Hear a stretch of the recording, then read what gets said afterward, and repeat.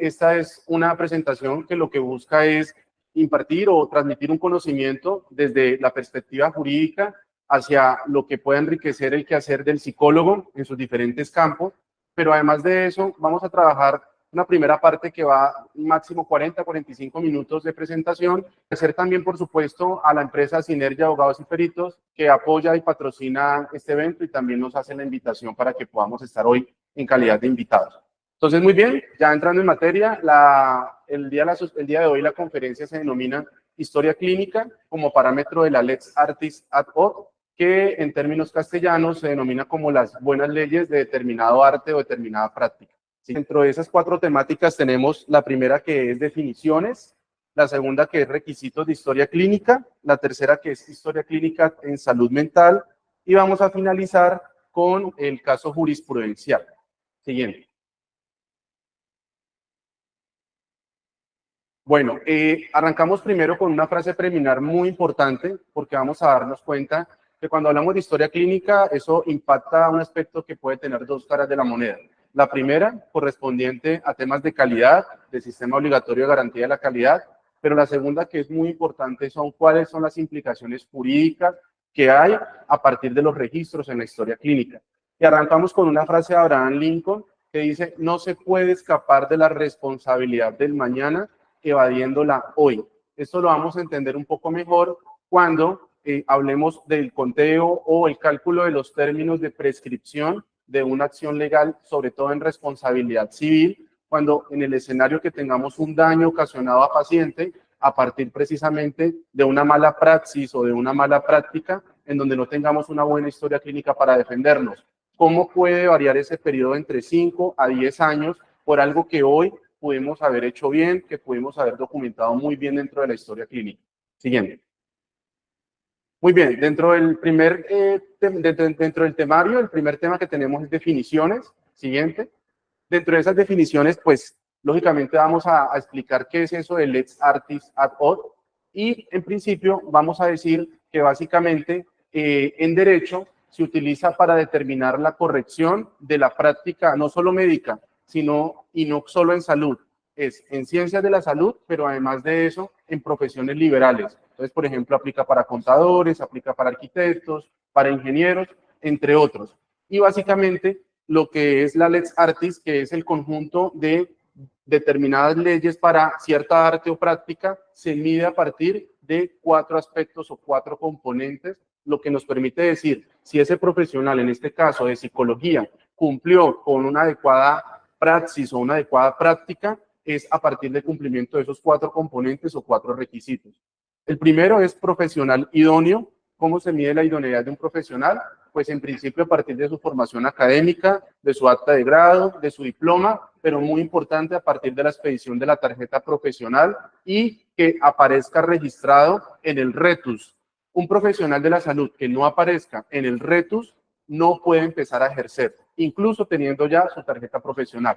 ¿Por qué? Porque recordemos que a partir de la expedición de la tarjeta, el colegio debe también adelantar los correspondientes trámites para que ese profesional en psicología aparezca en el RETUS. Es lo más básico, lo primero. Lo segundo, a partir de eso es, y el mismo código deontológico del psicólogo dice, tiene que reconocer sus capacidades y limitaciones en el ejercicio profesional. ¿Esto qué implica? Que si, por ejemplo, el profesional de psicología se está ofertando a la comunidad como un psicólogo clínico, pues debe acreditar que tiene esa formación posgradual en psicología clínica. Lo mismo pasa con el psicólogo forense, psicólogo organizacional, entre otras. Debe acreditar esa formación posgradual. Pero también hay un tercer escenario y son aquellas certificaciones o constancias de educación continua que pide, por ejemplo, la resolución 3100 del 2019 en materia de sistema único de habilitación. Entonces, también debe acreditar en ciertos casos que la norma exija que deba tener esa formación con esas correspondientes certificaciones. Eso es lo que hace un profesional idóneo. A la par con la formación va algo muy importante que se llama la curva de aprendizaje. La curva de aprendizaje es qué tanta experticia tiene ese profesional en el campo que está ejerciendo. Entonces, si es en el campo de la psicología, atendiendo pacientes, bien sea en el ámbito de consulta externa, ambulatorio u hospitalario, pues deberá tener una curva de aprendizaje en donde a través de las certificaciones laborales pueda demostrar que efectivamente tiene el conocimiento y la pericia para hacerlo.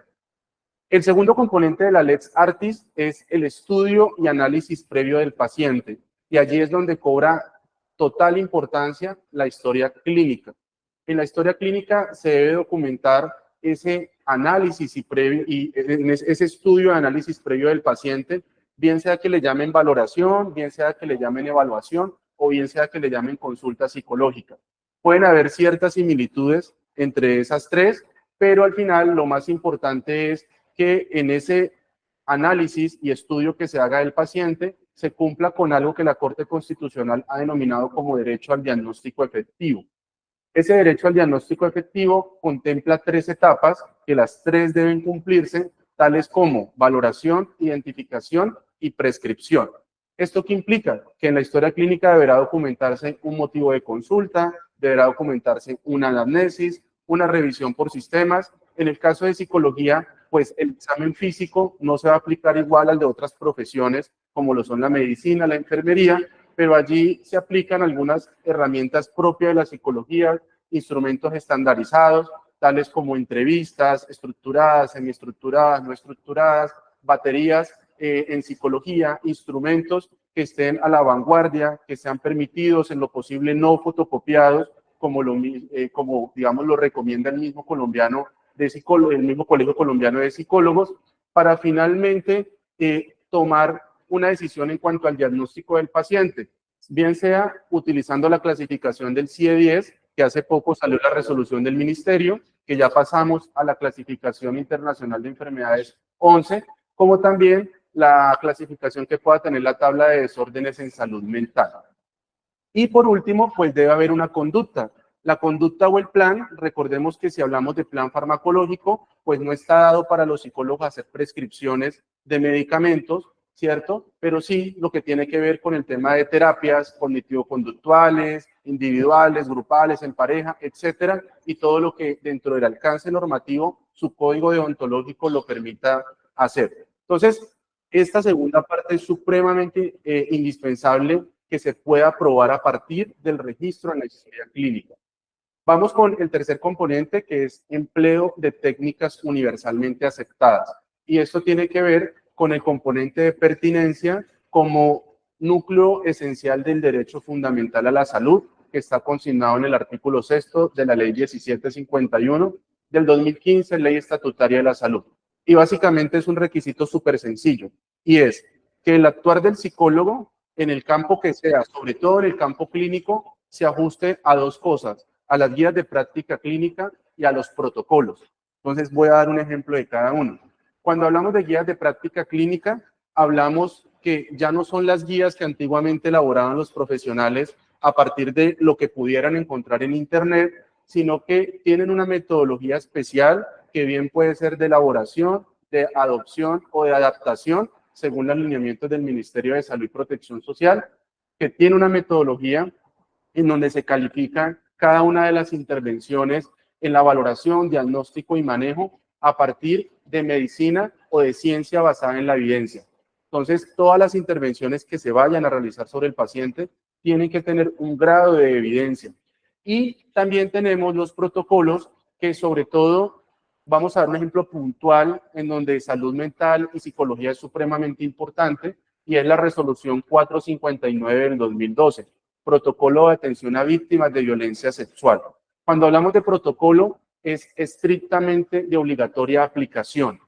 Ahí no hay tutía, ahí no hay duda de cómo debe aplicarse eso. Ejemplo de esto es 2 parámetros normativos.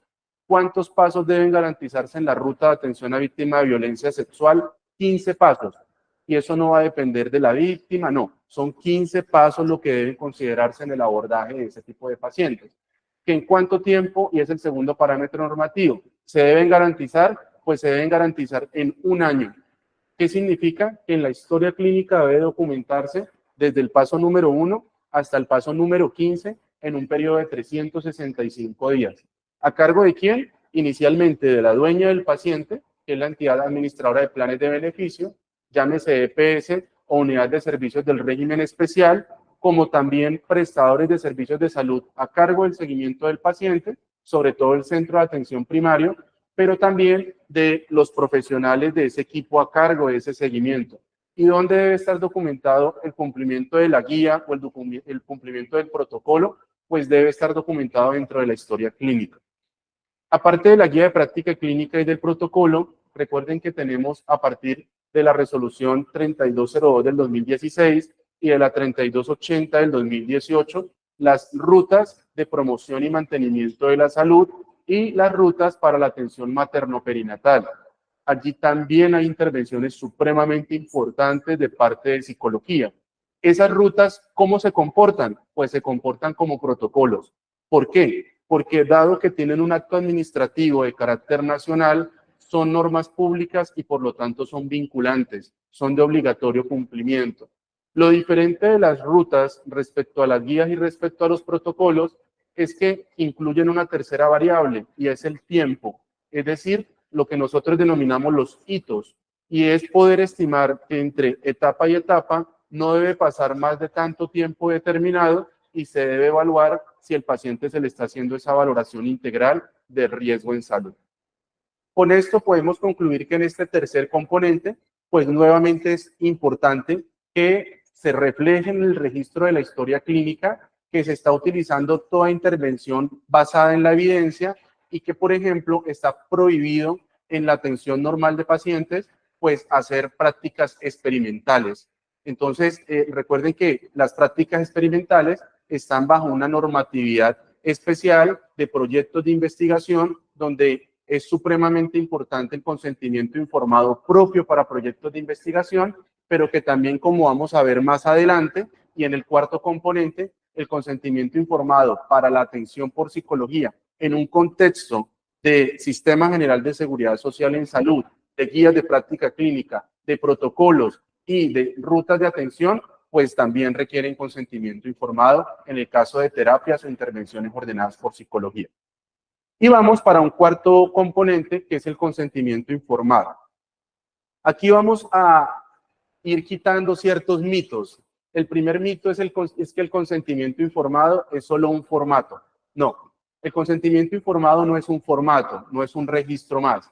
El consentimiento informado es la materialización de un derecho fundamental que tenemos los seres humanos y es el derecho a la capacidad de autodeterminación, del libre desarrollo de la personalidad, de qué decisiones quiero tomar yo frente a mi cuerpo, frente a mi salud y frente a mi vida, de si yo me quiero someter al riesgo de una intervención, conociendo claramente qué me van a hacer, los beneficios, los riesgos, las complicaciones, las alternativas terapéuticas e incluso la posibilidad de desistir en algún momento. Más adelante vamos a desarrollar este cuarto elemento, pero el consentimiento informado también hace parte de la historia clínica. Entonces, por ejemplo, vamos a ver que en tiempos de retención documental, antiguamente la norma daba como 20 años el tiempo de retención, ya pasamos a 15 años y este consentimiento informado, cuando un paciente pide copia de su historia clínica, pues por supuesto que debe ir allí también como parte de la historia clínica. En próximas diapositivas vamos a ahondar un poco más en este aspecto de consentimiento informado. Entonces, en resumidas cuentas, pues ¿cómo podemos probar que se cumplen las leyes de un determinado arte, en este caso del psicólogo? Pues claramente los 4 elementos lo podemos probar a través de la historia clínica. Porque en la historia clínica, pues por ejemplo, va a estar el nombre, va a estar la cédula, va a estar el número de tarjeta profesional y va a estar la profesión o especialidad que tiene cada vez que firme o coloque su sello el profesional en psicología. Va a estar el estudio de análisis previo de un paciente, va a estar que el manejo, el diagnóstico se refleja a partir de técnicas universalmente aceptadas y, por supuesto, en caso de ordenarse intervenciones o terapias en psicología, deberá estar el consentimiento informado. Siguiente. Entendiendo ese primer concepto o esa categoría grande o esa macrocategoría llamada lex artis ad hoc, vamos a ver unos conceptos secundarios, pero igualmente importantes. Entonces, y estos son los deberes y obligaciones de los actores del sistema de salud. Tenemos principalmente 4 actores, sin decir que lógicamente hay otros, como por ejemplo el Ministerio de Salud y Protección Social, como órgano rector, la Superintendencia Nacional de Salud como órgano de inspección, vigilancia y control, las entidades territoriales, por supuesto, también están, pero en lo que comporta el manejo directo del paciente, pues vamos a ver principalmente 4. La primera son las entidades administradoras de planes de beneficios, dueñas del paciente, y que básicamente el rol que cumplen es el de aseguramiento en salud. Ese rol de aseguramiento tiene diversos deberes normativos, los primeros a partir de la Ley 100 del 93, en su artículo 177 y siguientes, pero desarrollados más de manera específica en el artículo 14 de la Ley 1122 del 2007, y que no necesariamente solo es la afiliación o solamente es expedir autorizaciones o el trámite de referencia y contrarreferencia. Tienen que representar al afiliado o al usuario ante los prestadores, tienen que ser el garante en la calidad de la prestación de los servicios, garantizar la continuidad de la atención y cumplir con un rol supremamente importante, y es la gestión integral de riesgos en salud. El segundo actor que tenemos, pues, son los prestadores en salud. Allí podemos ver que inicialmente sus deberes están consignados en el artículo 185 de la Ley 100 del 93, pero que con las posteriores reformas que ha tenido la Ley 100, que han sido 2, la Ley 1122 del 2007 y la Ley 1438 del 2011, como leyes ordinarias, pues se han desarrollado otros deberes importantes, aunado a la Ley Estatutaria de la Salud, que fue la Ley 1751 del 2015, y la jurisprudencia que sale o expide o emana de las altas cortes, como lo es la Corte Constitucional, la Corte Suprema de Justicia, sobre todo Sala Civil, y lo que corresponde al Consejo de Estado. Entonces tenemos, por ejemplo, las obligaciones de cumplir con el Sistema Obligatorio de Garantía de la Calidad en Salud, definido en el Decreto Único Reglamentario 780 del 2016, especialmente el libro segundo, los deberes de derecho al diagnóstico efectivo, a la información, que es diferente al de consentimiento informado, porque el deber de información lo debe suministrar, cuando hablamos de información administrativa, casi que todo el personal de la institución, pero la información sobre la condición clínica del paciente, pues solo aquel que es profesional tratante. Y hay otros deberes como suma diligencia y cuidado, vigilancia, seguridad, continuidad y oportunidad. Por su parte, los profesionales, entre ellos el profesional de psicología, debe cumplir con un parámetro propio de la Lex Artis, y es el de buen profesional. El buen profesional deviene de un concepto propio en derecho civil, que es el de buen administrador, que deviene de un concepto que es el buen padre de familia. El buen administrador es el que administra los negocios ajenos como si fueran propios, es decir, así de bien. No se exige un parámetro que sea excelente, no se exige un parámetro que sea malo, sino se exige un parámetro intermedio que sea buen profesional. Y ese buen profesional responde a 2 criterios. 1, que cumpla con lo que ya vimos de Lex Artis ad hoc, y 2, es teniendo en cuenta el contexto en el que se encuentra, con las limitaciones que estén, pues, ¿qué hubiera hecho un buen psicólogo en ese caso? Reconociendo que hay instituciones de baja complejidad, de mediana y de alta complejidad, reconociendo que hay instituciones en la ruralidad, como lo hay acá en el área urbana. Entonces, es ponerse en el lugar de ese psicólogo en ese contexto, ¿qué hubiera podido hacer al alcance de él con las herramientas que tiene? Por ejemplo, no es lo mismo hacer el abordaje de una presunta víctima de abuso sexual o de violencia sexual en un área rural dispersa, en un puesto de salud, a hacerlo, por ejemplo, en una capital donde se tiene una institución de mediana o alta complejidad.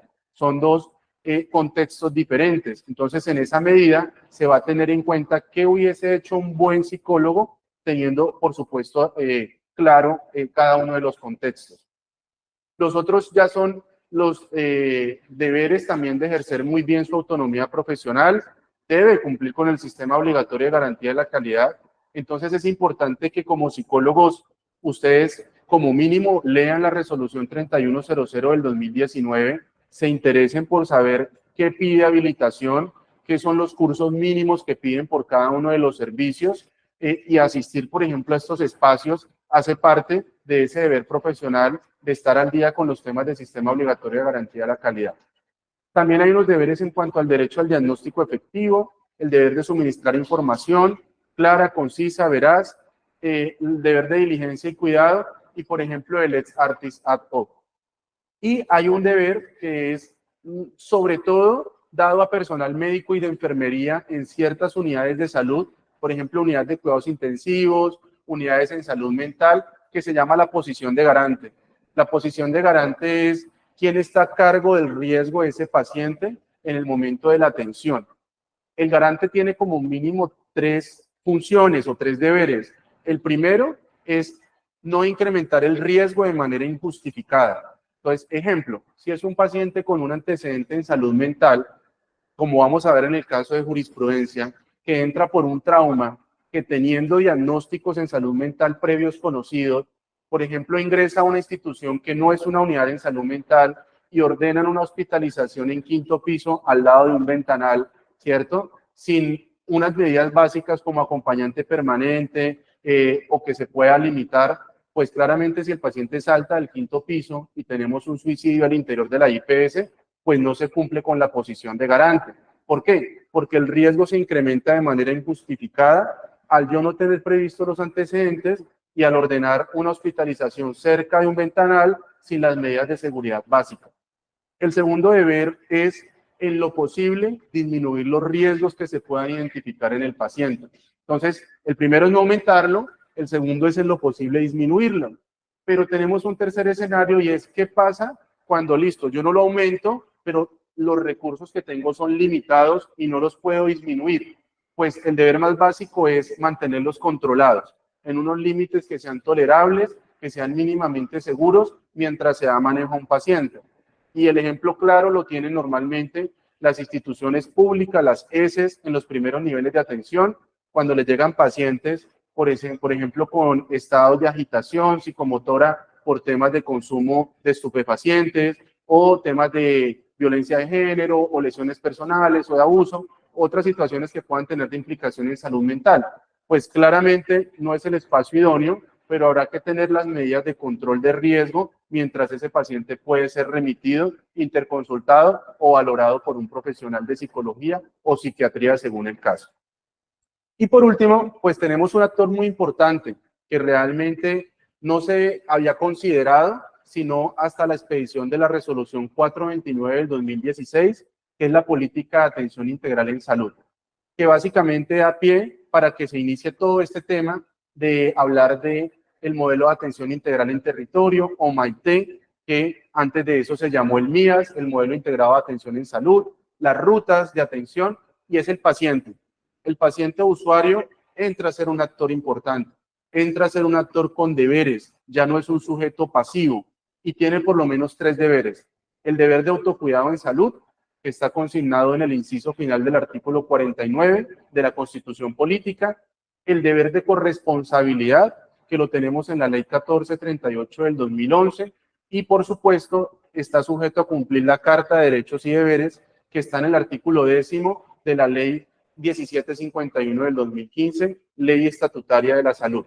Entonces, esto es importante, que desde el abordaje que haga psicología siempre sensibilice que el paciente ya no es un sujeto pasivo, es un sujeto activo que hace parte de su proceso de recuperación, de mantenimiento de la salud, que también tiene unos deberes, que su red de apoyo o grupo familiar también tiene unos deberes alrededor del mismo. ¿Listo? Siguiente, por favor. Muy bien, el tercer término que vamos a ver es historia clínica. Esto es tal vez de los temas más conocidos. Voy a tocar unos temas muy puntuales a manera de recordarlos, pero no es más.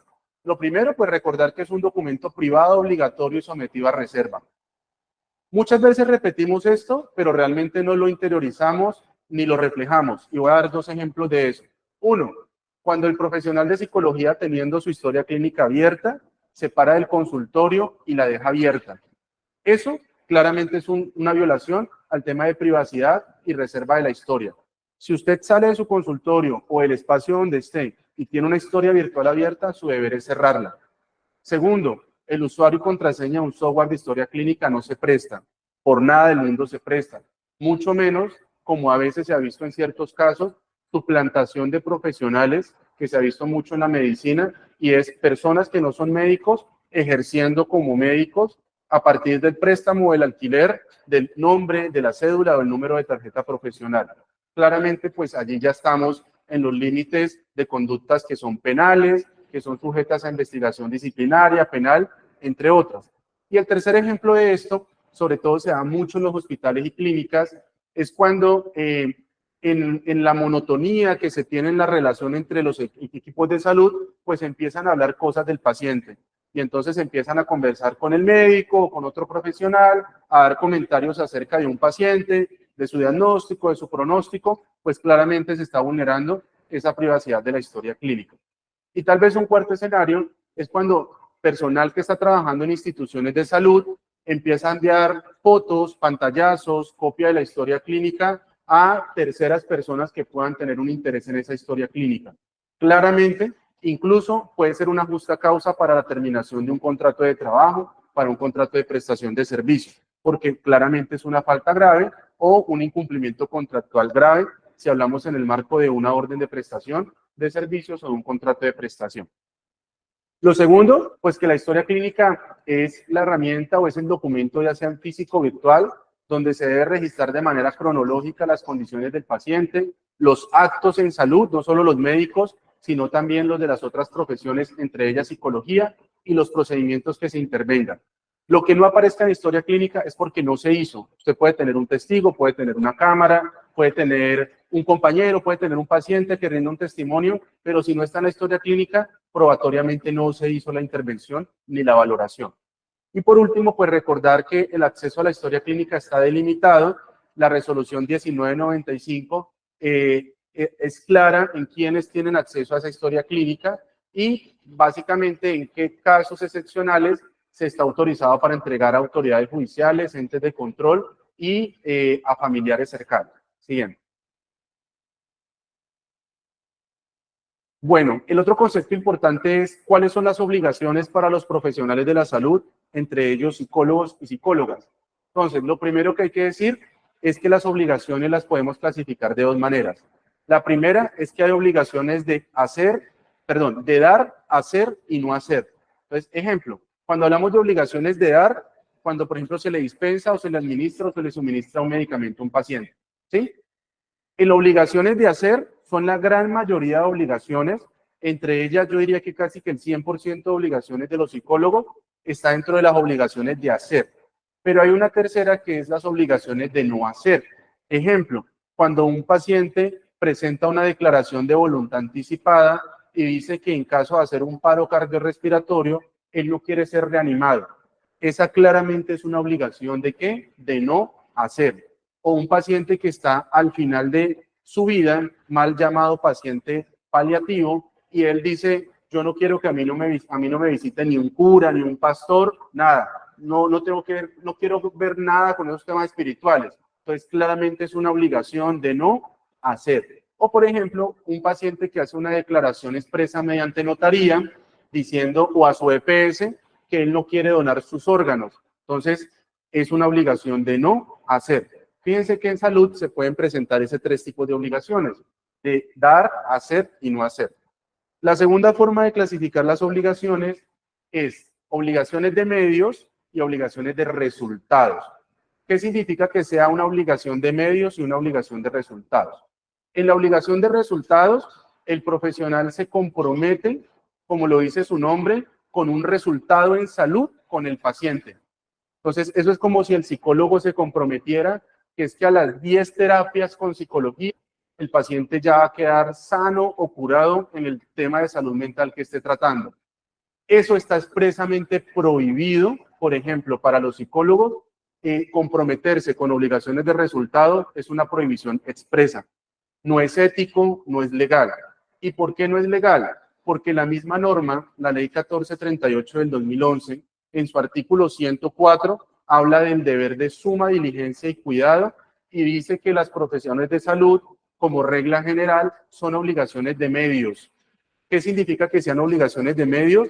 Pues que yo tengo que ser sincero con el paciente y decirle, mire, pues el abordaje que vamos a dar a esta situación en salud va a ser de esta manera, pero aquí usted tiene que cumplir con unos deberes, con unos compromisos, debe haber voluntad de su parte también, y quiero decirle que dependiendo de cómo nos vaya, pues ahí miraremos si se puede finalizar la terapia o vamos mirando qué se puede hacer para que usted vaya mejorando. Fíjese que es muy diferente el lenguaje que se maneja allí a una obligación de resultado. Sin embargo, excepcionalmente hay unas obligaciones de resultado que la norma lo permite y la jurisprudencia también lo ha tratado. Siguiente, por favor. Vamos a ver cuáles son esas. Entonces, si quieres, sigue un momento y ya nos devolvemos. Entonces, obligaciones especiales de resultados. Por ejemplo, la cirugía plástica, estética, con obligaciones de promesas. Ojo con eso porque hay que agregarle con obligaciones de promesas, es decir, con resultados. Dos ejemplos de eso. Y es cuando la paciente o el paciente va donde un cirujano plástico estético y él le hace una proyección 3D de cómo le va a quedar su cuerpo o su nariz o lo que vaya a intervenir y le va a decir, usted va a quedar así. Esa es una obligación claramente de resultado, muy aproximada a la obligación del artista o el escultor que nos da la doctrina en derecho civil. Entonces, cuando hay un compromiso de resultado, y el segundo ejemplo es cuando le dicen, es que yo le voy a dejar la nariz como Nicole Kidman. Ahí ya está dando un referente o un baremo de un resultado. O yo le voy a dejar la boca o los labios como Angelina Jolie. Ahí hay una obligación claramente de resultado. El otro es el esquema PAI obligatorio, que es todo lo que es plan ampliado de inmunizaciones, sobre todo para menores de 5 años. Primero, pues porque es una política de Estado, y segundo, porque allí no aplica consentimiento informado, ¿sí? En el esquema PAI obligatorio. Entonces, casi que todos los perjuicios o daños que puedan tener los niños y niñas menores de 5 años a partir de daños ocasionados por la vacunación, pues deben ser reparados por el Estado a partir de mirar el resultado, que es el daño. Y por último, pues el diligenciar la historia clínica es una obligación de resultado. ¿Por qué? Porque la historia clínica se diligenció o no, punto. Ahí no vale si es que yo tuve la intención, es que se me presentó esta dificultad, es que yo quise, pero la historia clínica se cayó. Si dicen se cayó siendo una historia web, pues es claro que habilitación pide un plan B. O espera tantos minutos para poder retomar el registro o que restauren la historia clínica virtual, o debe haber una historia clínica en físico que se diligencie y por protocolo o escanean o digitalizan o transcriben haciendo una nota retrospectiva aclaratoria. Entonces, la historia clínica se diligencia o no, por eso es de resultado y no sirve la intención de diligenciarla. Vamos a la anterior. Entonces, dejando claro que en este caso la profesión de psicología, como la gran mayoría de ciencias de la salud, es de obligación de medios, cómo se cumple con la diligencia y cuidado. Entonces, ¿cuáles son actos de diligencia y cuidado? La organización o profesional cumple con el sistema obligatorio de garantía, la hoja de vida usted la mantiene al día, tiene todos los soportes de los que hablamos hace un rato, la historia clínica la hace completa y veraz, y ojo porque aquí hay dos diferencias. Una cosa es que la historia clínica se diligencia, que es de resultado, y otra cosa es que ese registro sea completo, veraz y de calidad. Ya eso es una obligación propia de diligencia y cuidado. La información clara, suficiente y respetuosa que se suministra al paciente, la gestión integral de riesgo en salud, la adherencia a guías de práctica clínica, protocolos, procesos, procedimientos, rutas, y la gestión, eso es muy importante, la gestión de deficiencias de un servicio, de un prestador, debe hacerse ante la administración por otros conductos que no sean la historia clínica. Es decir, la historia clínica no es un chismoseadero. En la historia clínica se registra la condición del paciente. Si hay dificultades, porque le faltan recursos, porque no tiene la batería, porque es que no le faltó tal dispositivo para la atención del paciente, el conducto regular es haga la solicitud administrativa por correo, por una carta y radíquelo y guárdela usted como soporte. Pero la historia clínica claramente no lo es. Y les voy a decir por qué. Porque si usted lo deja consignado en la historia clínica, pues primero, lógicamente, está dejando en evidencia que hay una falla dentro de la institución. Y segundo, que usted conociendo la falla, pues ha decidido voluntariamente trabajar en esas condiciones. Pues muchas veces se piensa que ese tipo de actos lo que hacen es exonerar de responsabilidad y la verdad resulta que no, ¿sí? Resulta que no.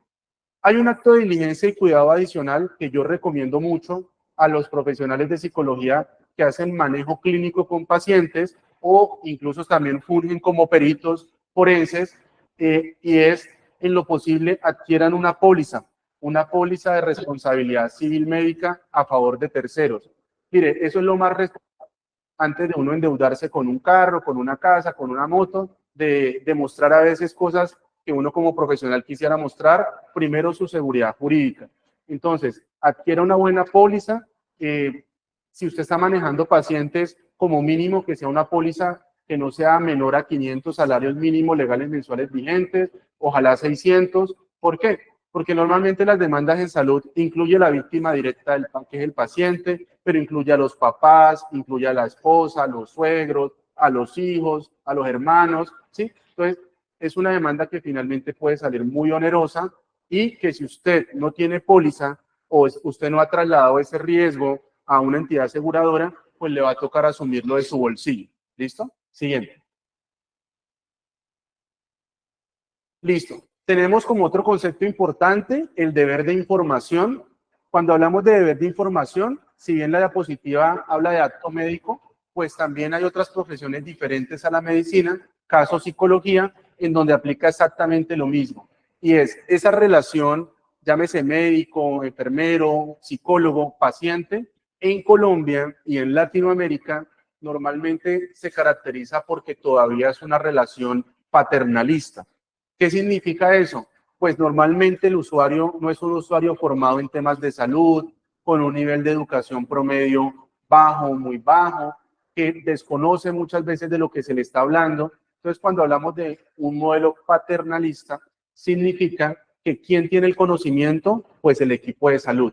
Y normalmente cuando se van a ordenar manejos, terapias, intervenciones, la forma de yo equilibrar esa relación paternalista es a través del consentimiento informado. Es donde se debe reflejar la autonomía, voluntad, libre albedrío de parte del paciente para la toma de decisiones frente a su salud. Y las etapas del acto en salud, que tampoco es propio de la medicina, es realmente propio de muchas de las profesiones en salud, pues incluyen como mínimo un motivo de consulta, que por lo general debe ir entre comillas con las palabras textuales del paciente, una anamnesis, que es un recuento cronológico de signos, síntomas del paciente, pero además de eso, manejos que ha tenido el paciente, farmacológico, no farmacológico, hace cuánto el paciente no haya vuelto, por ejemplo, a su consulta, a su terapia, si hay temas de automedicación, si hay temas agravantes, atenuantes, entre otras.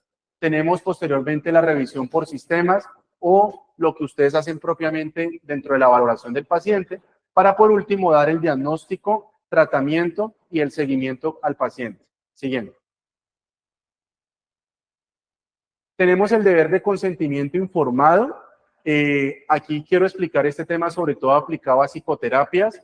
Recuerden que cada vez que el paciente en lo posible asista a su terapia, pues es importante que usted documente en la historia clínica ese consentimiento informado. El consentimiento informado puede ser de dos tipos. Puede ser en formato preforma o puede ser en un formato abierto, con campos en blanco que el profesional pueda diligenciar. O hay una tercera escenario y es, puede que el paciente y testigo no firmen, ¿cierto? Sino que usted refiera que tomó consentimiento informado. La historia clínica tiene presunción de validez, o sea, se le cree en principio a lo que diga la historia clínica. Sin embargo, la recomendación como abogado que yo hago es, entre más expreso sea el consentimiento, mucho mejor. Entonces, en lo posible que sea por escrito, firma del paciente, huella del paciente y en ciertos casos especiales que se requieran por su condición de salud mental, la firma de un testigo o de un responsable del paciente. Para menores de edad, pues es obligatorio que sea el responsable, tutor o padre de familia del paciente. ¿Cómo sabemos que se cumple con el consentimiento informado? Pues es muy fácil. Podemos utilizar la mnemotecnia llamada la 5C para saber si estamos cumpliendo o no con ese consentimiento informado. La primera C es competencia. ¿Quién es competente para suscribir el consentimiento informado? Allí hablamos del personal de salud y es el personal que es tratante. Si usted como psicólogo está ejerciendo actos de psicología clínica, pues es usted. Igual si es un psicólogo forense, porque va a hacer valoración del paciente. Igual si es psicólogo, por ejemplo, organizacional o laboral, pues si hay alguna valoración, si va a aplicar alguna batería, algún instrumento en temas de salud mental, de por medio debe haber un tema de consentimiento, debe haber un documento de consentimiento informado. Es importante que sea usted y solo usted, ni su recepcionista, ni su secretaria, ni un auxiliar de enfermería. ¿Por qué? Porque ya allí va a haber vicio del consentimiento informado. Y eso puede generar per se más adelante un daño autónomo propio a pacientes. ¿Y es daño a qué? A un derecho fundamental y el libre desarrollo de la personalidad. Recuerden que los daños no son solo físicos, los daños también son psicológicos, emocionales, daño a la vida en relación, a su autoestima, a su autopercepción, a su autoimagen, autoconcepto. Entonces, eso también se valora. La capacidad. Cuando hablamos de capacidad, preguntémonos si el paciente está en las facultades mentales y legales para firmar un consentimiento informado. Hay unos escenarios allí interesantes. Entonces, ejemplo, el paciente menor de edad, el paciente menor de 14 años en temas de salud sexual y reproductiva, mayor de 14 años, el paciente que es invidente o con ceguera, el paciente que tiene discapacidad auditiva, el paciente adulto mayor que puede tener inicios de Alzheimer, demencia senil, ¿cierto? Tenemos el paciente, por ejemplo, que no habla la lengua castellana, sino que tiene una lengua nativa. Entonces, el protocolo de consentimiento informado en la institución debe prever todos esos escenarios y de cómo garantizar que se pueda aplicar siempre el consentimiento informado. La tercera C es información en cantidad suficiente. Entonces, en ese sentido, hay unas variables como mínimas que se deben cumplir. El Ministerio de Salud, en su repositorio de seguridad del paciente, tiene en su caja de herramientas el paquete instruccional para garantizar la funcionalidad del consentimiento informado. Allí explica las variables mínimas, el nombre de la intervención o procedimiento, quién lo va a realizar, el número de la tarjeta profesional, en qué consiste esa intervención, los riesgos, los beneficios, qué otras alternativas terapéuticas tiene. Así esa alternativa no la practique ese psicólogo. Si esa alternativa no la practica ese psicólogo y la elige el paciente, ¿qué debe hacer el psicólogo? Remitirlo o decir yo no le puedo garantizar a usted eso, dejar registrado en la historia clínica, pero hacer claridad de que sí existe esa alternativa. ¿Por qué? Porque si el paciente se llega a someter a una terapia, a una intervención de mayor riesgo, existiendo una de menor riesgo y al alcance de él, pues allí si se genera un daño, lógicamente puede haber un proceso de demanda contra ese profesional. La cuarta C es información en calidad suficiente. Cuando hablamos en calidad suficiente explíquelo como si usted estuviera explicando a un niño, en términos sencillos, ojalá con gráficas. Hoy día, por ejemplo, se hacen videos cortos para explicar las intervenciones en salud. Si le quiere hacer muñequitos, ahí en la parte de atrás del consentimiento o en la parte frontal del consentimiento, la letra debe ser grande. A veces uno ve consentimientos con letra Arial 8, ¿no? Pues realmente difícilmente es una información con calidad porque no se va a poder ver. Entonces, allí es supremamente importante que la calidad obedezca a qué tan asequible pueda ser esa información para el paciente. Y por último, pues supremamente claro, es que el consentimiento debe ser libre, voluntario, autónomo, libre de coacciones. Por ejemplo, yo le pago a usted para que entre a esta intervención de este proyecto de investigación, pues claramente no es posible, es prohibido porque se estaría vulnerando esa libertad, voluntariedad y esa autonomía del paciente. O hágale caso a su papá, hágale caso a su mamá, hágale caso a su esposa. Ese tipo de argumentos pues no están permitidos porque ciertamente estoy coaccionando o no me haga perder el tiempo, decídase ya, dígame si sí o no, si no pues entonces no lo puedo seguir viendo, cosas por el estilo que tiendan a coaccionar esa libertad del paciente. Entonces esas son las 5 C. Siguiente. Y ese es un concepto del ministerio que resume lo que estamos hablando. Siguiente. Bueno, hay unas situaciones excepcionales en las cuales no se aplica el consentimiento informado. Están previstas inicialmente en el decreto que reglamenta el Código Ético Médico, pero se han tomado de base jurisprudencialmente para casi muchas de las profesiones en salud. Están consignadas en el decreto 3380 del 81. Son 4 escenarios puntualmente donde no es exigible o no se hace obligatorio que usted expresamente tenga un formato de consentimiento informado. pero sí se recomienda que la historia clínica dé cuenta o registre si estamos en el marco de alguno de esos 4 escenarios. El primero, cuando se presenta una emergencia y en especial si el paciente se encuentra inconsciente o particularmente alterado o se encuentra en grave riesgo de muerte, pues claramente allí prevalece la vida del paciente.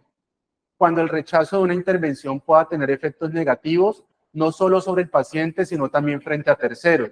Entonces, allí es muy común hablar de las enfermedades de transmisión sexual, por ejemplo. El tercero, cuando el paciente es menor de edad, caso en el cual el consentimiento sustituto de los padres tiene ciertos límites. Aquí es muy importante. Incluso aplica jurisprudencialmente para temas religiosos. Entonces, no, que es que yo no acepto que mi hijo sea transfundido porque nosotros somos de tal religión. Bueno, eso jurisprudencialmente ya ha sido decantado. Si es posible, pues se le transfundirán análogos que no propiamente pues es sangre biológicamente, por ejemplo, pero si no lo hay, pues toca sangre, porque prevalece la vida del menor. Pero, por ejemplo, también tenemos el caso del retiro voluntario de menores de edad. Acuérdense que eso no existe, salvo que se cumpla con algunas situaciones especiales o requerimientos especiales. Entonces, ejemplo, que esté una autoridad para decir si es permitido o no, comisaría de familia, normalmente en los pueblos pequeños, o un defensor del pueblo, o hablamos de un agente del ICBF, o la policía para menores, en donde claramente no constituya un riesgo el hecho de que los papás vayan a sacar el paciente pediátrico de la institución y pongan en riesgo sus derechos. Y el cuarto escenario es cuando el paciente se encuentra en alguna situación de discapacidad mental. Recuerden que de un tiempo para acá ya se habla de la presunción, todos tenemos una presunción de que somos capaces mentalmente, salvo que se nos demuestre lo contrario, y en caso de no serlo, pues se hace una solicitud de apoyo. Eso era lo que antiguamente se conocían como procesos de interdicción. Hoy día se llaman procesos de solicitud de apoyo judicial. Entonces, en este caso, pues se evalúa muy bien que si hay una situación de discapacidad mental, se tiene que descartar que tenga la autonomía necesaria para consentir el tratamiento y en ese caso, pues deberá haber alguien más, un testigo, un consentimiento sustituto, un tutor o responsable que asuma esa situación. En caso de que no lo haya, pues nada, se entra a hacer la intervención en salud amparado en estas situaciones. Pero vuelvo y repito, estas situaciones pues deben quedar muy bien explicadas y registradas en la historia clínica. Siguiente.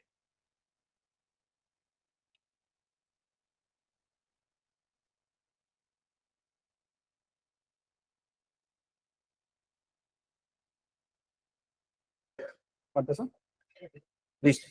Cuando hablamos de responsabilidad, y aquí ya vamos finalizando esta primera parte de definiciones, pues de manera muy sencilla es asuma las consecuencias de sus actos, ¿sí? Como profesionales de salud, asuma las consecuencias de sus actos. Y básicamente, cuando hablamos de responsabilidad, sobre todo en derecho civil, hablando de la relación de profesional y particular, por ejemplo, un usuario que me paga de manera particular, o si, por ejemplo, yo trabajo para un prestador, una clínica, y me envían pacientes a través de un contrato de EPS, son 2 escenarios propios del derecho civil.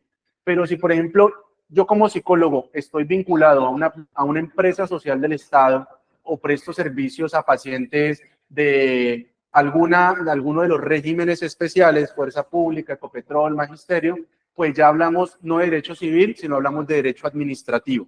Hablamos de un proceso contencioso administrativo. Igual van a aplicar los 4 elementos de manera muy similar. Deberá probarse un daño, deberá probarse la omisión o acción que llamamos hecho generador del daño, deberá probarse cuál fue la causa directa, inmediata y necesaria, que es lo que nosotros conocemos como nexo causal, a partir de la teoría de la causalidad adecuada, y deberá probarse que se obró con culpa o con dolo. Cuando yo hablo con culpa, puede ser que obré con negligencia, imprudencia, impericia o violación a reglamentos y protocolos. Pero cuando yo hablo de dolo, hablo de que tengo conocimiento que lo que voy a hacer puede generar un daño, pero además de eso, despliego los actos propios para materializar ese daño. Es lo que se conoce como el componente cognitivo, tenerlo en mi mente, y volitivo, es decir, a partir de la voluntad, desplegar actos que generen daño. Normalmente los profesionales en salud no van a estudiar 5 o 6 años para salir a hacer daño de manera intencional. No lo hay. Realmente es muy escaso los casos que se encuentran, salvo ciertos casos propios del derecho penal, con temas de vulneración a la posición de garantía, al deber objetivo de cuidado, entre otros. Siguiente. Los 4 elementos que hablábamos hace un rato alrededor de la responsabilidad, el daño, el hecho causal y la culpa. Esto es un rompecabezas de 4 piezas. Si alguno de esos 4 no es posible que el paciente o su familia como demandante lo prueben, pues sencillamente no hay responsabilidad. ¿Listo? ¿Cómo puede exonerarse de responsabilidad un psicólogo o una psicóloga? A través de algo que llamamos los eximentes de responsabilidad, que son fuerza mayor y caso fortuito, que son hechos extraños, ajenos, unos de carácter externo, otros de carácter interno, hecho de un tercero. Por ejemplo, que en el curso de un tratamiento psicológico ese paciente decida ir a otro profesional y sujetarse o someterse a un tratamiento con otro profesional, usted debe dejar consignado eso en la historia clínica. ¿Por qué? Porque puede ser que el paciente tome una decisión a partir de lo que ese tercero le está recomendando o le está diciendo. Entonces, allí va a quedar probado de que fue hecho de un tercero. O, por ejemplo, si el paciente decide seguir las recomendaciones de un familiar, de un amigo, de alguien más, o el daño lo generó directamente a alguien más. Eso es hecho de un tercero. Cuando hablamos de culpa exclusiva de la víctima, hablamos de que el 100% del riesgo lo asume el paciente, pero también despliega los actos para que se genere ese daño. Aquí hay que tener un cuidado importante. ¿Por qué? Porque, por ejemplo, si hablamos de un intento de suicidio, no es lo mismo un intento de suicidio dentro de un prestador de servicios de salud a que sea en el domicilio del paciente. Si es en el domicilio del paciente, pues claramente se podría alegar un tema de culpa exclusiva de la víctima, mirando que se pruebe de que el paciente estaba debidamente controlado, de que en la historia clínica data de que el paciente venía teniendo un buen manejo, pero si es al interior de un prestador, pues es un poco más difícil. ¿Por qué? Y lo vamos a ver en el caso jurisprudencial. Porque una vez que el paciente pasa la puerta de la institución prestadora de servicio, la institución entra a ser garante de la protección de ese paciente. Y si ya hay unos antecedentes conocidos, pues hay que evitar a toda costa de que ese paciente tome decisiones como intentar suicidarse al interior de un prestador de servicios de salud. Y en ese caso, pues realmente no se toma en cuenta esa causal de culpa exclusiva de la víctima, porque es un paciente que probablemente puede que no esté dentro de sus facultades mentales o haya un desequilibrio en su salud mental que le impida tomar decisiones con una elección racional. Y por último tenemos el deber de diligencia y cuidado, que ya explicamos los actos de diligencia y cuidado en el marco de las obligaciones de medio. Según lo que se diligencia en la historia clínica, se puede probar si se cumplen los elementos de la responsabilidad y si también hay eximentes de responsabilidad, pero debe ser claro el diligenciamiento y completo el diligenciamiento en la historia clínica. Ejemplo, que el paciente se está automedicando, que el paciente optó por iniciar otro tipo de terapias experimentales, ir con brujos, con chamanes, etcétera, sabiduría ancestral, todo ese tema tiene que usted registrarlo en el tema de la historia clínica. Siguiente.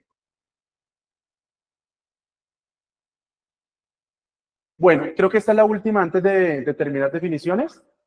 Ok, entonces vamos terminando aquí con los conceptos. Tenemos el concepto de derecho al diagnóstico efectivo, creo que lo he mencionado 2 o 3 veces.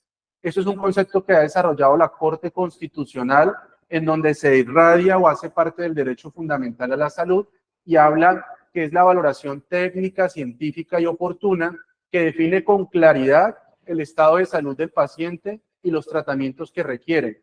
Las etapas que tiene son de identificación, de valoración y de prescripción. En la identificación, parte de la anamnesis, de la revisión por sistemas, de la aplicación de pruebas, práctica de exámenes, baterías, entre otros.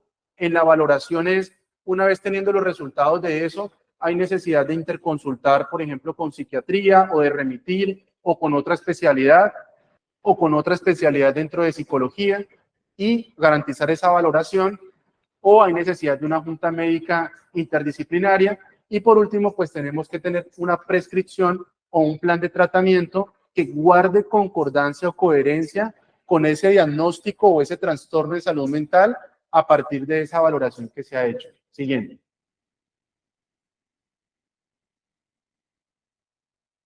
Ya será la última. Antes no teníamos una. Devuélvete un momento, por favor.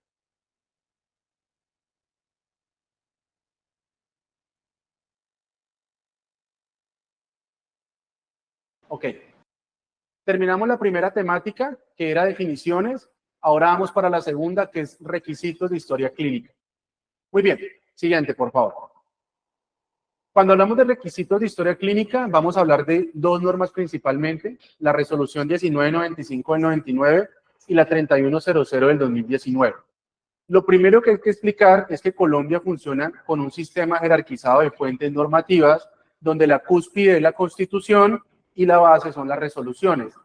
Las resoluciones son lineamientos técnicos, sobre todo expedidos por el Ministerio de Salud y Protección Social, que se deben interpretar de manera literal, exegética o taxativa. Ejemplo, si habilitación dice que el consultorio son 10 metros cuadrados, pues hombre, los metros son una medida universal y 10, pues nadie duda de que son 10 metros, ¿sí? Entonces se deben interpretar de manera exegética, literal o gramatical. Lo segundo es que estas dos normas, la primera nos habla de las características de historia clínica, acceso y demás, de los archivos del Comité de Historias Clínicas, y la segunda en su estándar 6 de la capacidad de, en su estándar 6 de las condiciones de capacidad tecnológica y científica, nos habla de qué es historia clínica y registros. Básicamente, ¿con qué características se debe cumplir? Que sea integral, es decir, que en algún momento usted pueda juntar todas las historias y den cuenta del abordaje integral u holístico del paciente, que sean secuenciales, es decir, que las fechas y las horas de intervención tienen que llevar un orden cronológico, que debe demostrar una racionalidad científica, y era lo que hablábamos hace un rato, dentro del concepto de Lex Artis ad hoc como pertinencia, que debe estar disponible. ¿Cuánto tiempo tiene un prestador para entregar copia de la historia clínica a un paciente? Bueno, muy bien. El decreto ley 2106 del 2019, decreto ley antitrámites, en su artículo 102 dice que son 5 días calendario. Debe ser, si el paciente lo pide de manera virtual, o sea, debe usted pedirla electrónicamente. Y tercero, es gratuito. El trámite es gratuito. Entonces tengan en cuenta esas condiciones previstas para entrega de la copia de historia clínica. Muchos siguen manejando los tiempos de la Ley Estatutaria de Derecho de Petición, Ley 1755 del 2015, como 10 días hábiles, pero realmente es que aquí la norma especial prevalece sobre la norma general. Y la norma especial es el decreto ley antitrámite 2106 del 2019, artículo 102, 5 días calendario. ¿Qué significa calendario? Pues que usted debe contar sábado, domingo y festivo. Si un paciente pide su historia el viernes, quiere decir que usted tiene sábado, domingo, lunes, martes, el miércoles por tardar, hacerle llegar copia de la historia clínica de ese paciente. Y por último, pues debe haber una oportunidad en el registro. ¿Qué significa eso? Que si usted como psicólogo hizo una intervención hoy, por ejemplo, en urgencias a un paciente en violencia sexual y resulta que usted el registro no lo hizo hoy, sino que lo hizo mañana, lo hizo a los 2 días, pues hombre, ya no es un registro oportuno. Casi que pierde la presunción de validez esa historia clínica, por más de que usted haga la nota retrospectiva.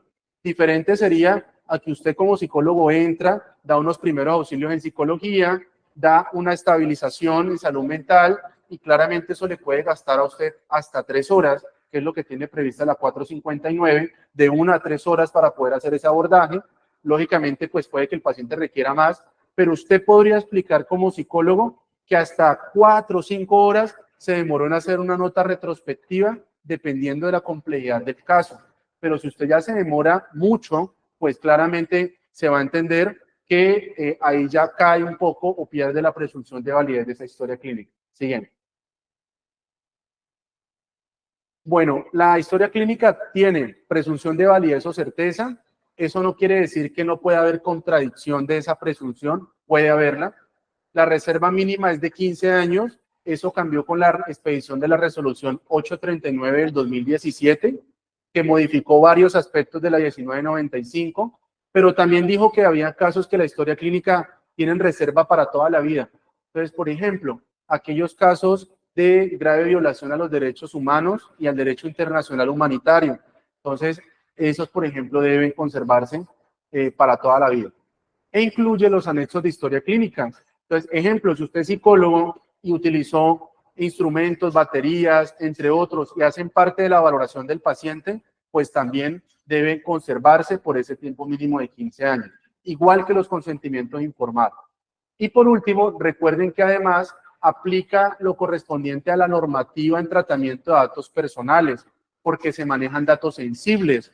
O sea, usted hablar de datos como, por ejemplo, lo más básico que es en el tema de psicología, el estado en salud mental, el tema del estado de conciencia, de orientación y demás instrumentos, valoración a partir de un APGAR familiar, entre otras, que son como los instrumentos básicos que yo, por ejemplo, como enfermero conozco en salud comunitaria, pero además los otros que se manejan en salud mental, que ya miden escalas de ansiedad, de depresión, de autoimagen, bueno, etcétera, pues claramente tienen una reserva como datos personales porque contienen datos sensibles. Siguiente.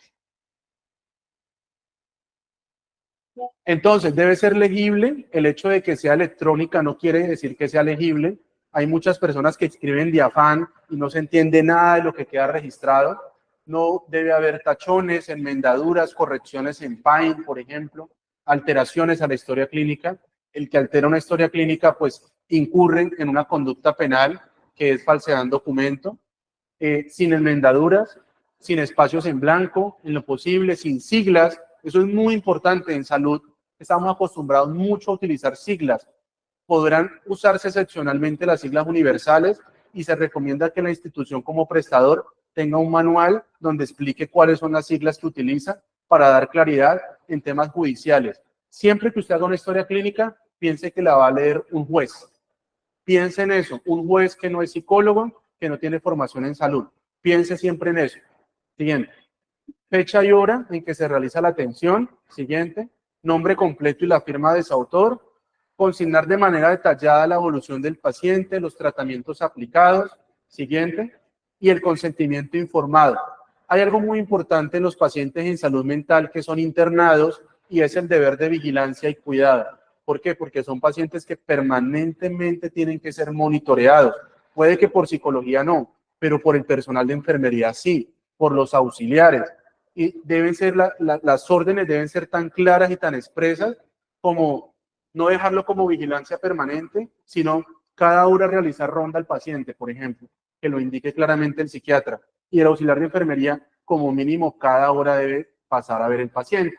Si el paciente, por ejemplo, se suicidó y el mecanismo fue por suspensión, utilizó un Legis, utilizó una soga, utilizó un equipo de canalización y lo hizo en un baño, por ejemplo, del prestador de servicios de salud, lo primero que se va a revisar judicialmente es, venga, esa vigilancia se hizo y resulta que la nota de enfermería fue a las 8 de la mañana y la siguiente nota fue a las 11 de la mañana.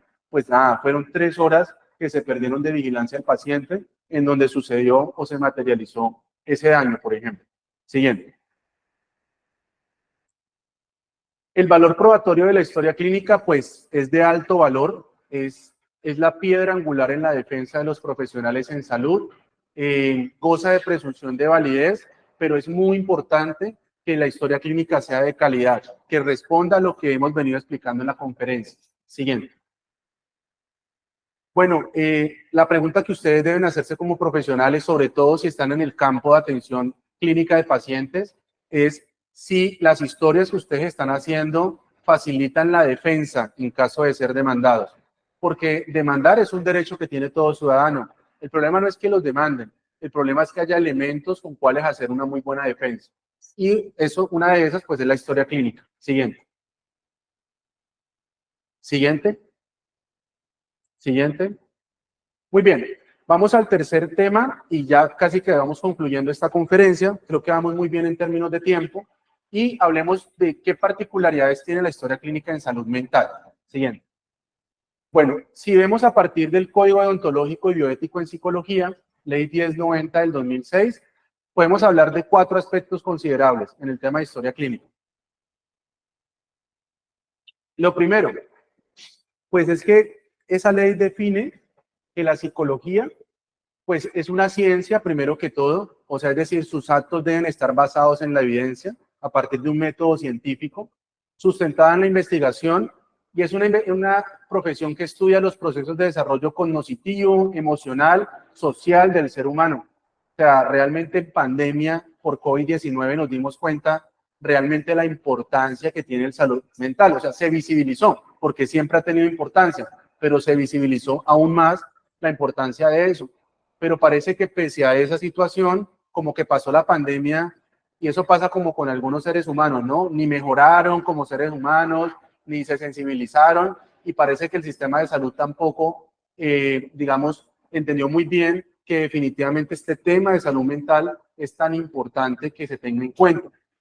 Y habla que con la finalidad de propiciar el desarrollo del talento y las competencias humanas en los diferentes dominios y contextos sociales. Aplica unos principios que también la historia clínica debe reflejar: el principio de responsabilidad, competencia, estándares morales y legales, anuncios públicos, confidencialidad, bienestar del usuario, relaciones profesionales, que tiene que ver con el colegaje, las evaluaciones éticas, la investigación con participantes humanos, cuidado y uso de los animales.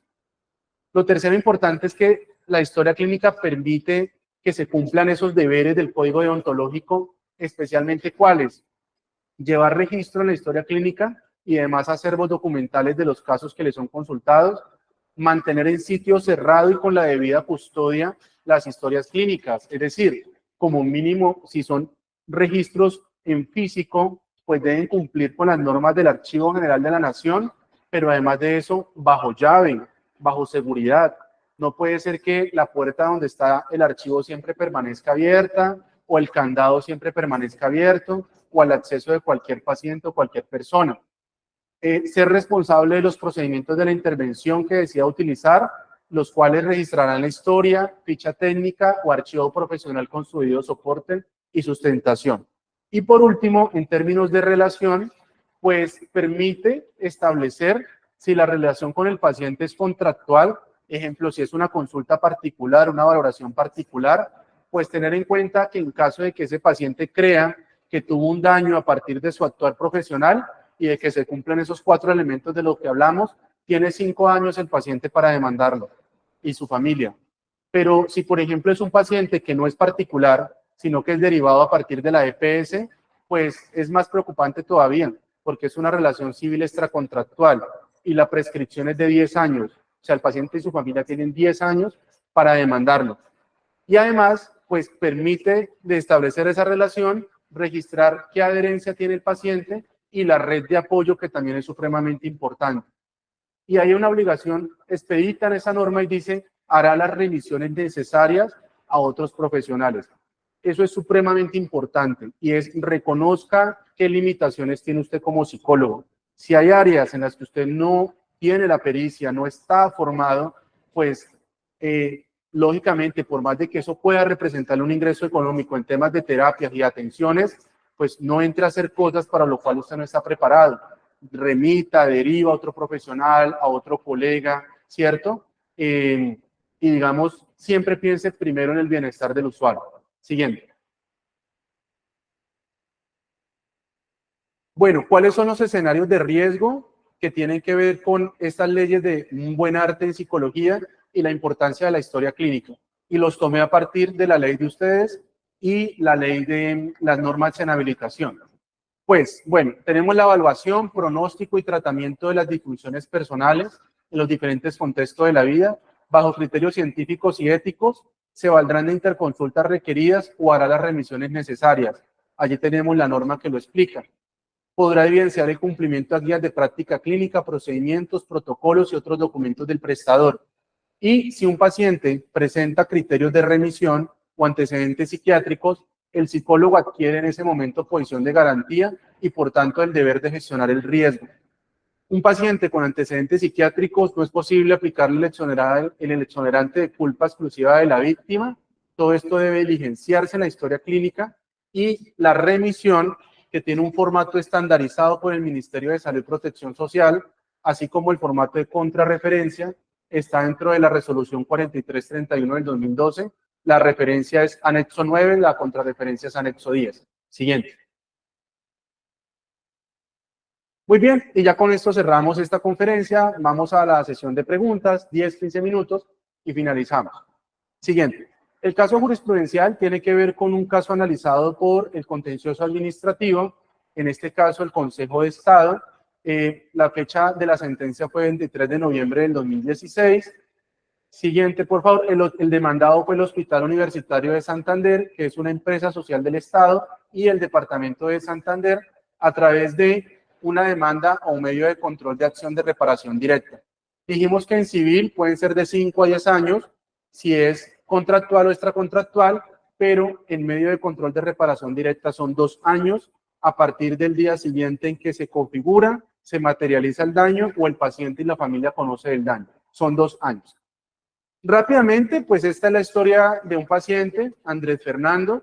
Andrés Fernando, en un ataque de esquizofrenia paranoide y síndrome de abstinencia, conduciendo un vehículo, decide ingresar a una base militar. En la base militar, pues lógicamente los uniformados le advierten que se detenga.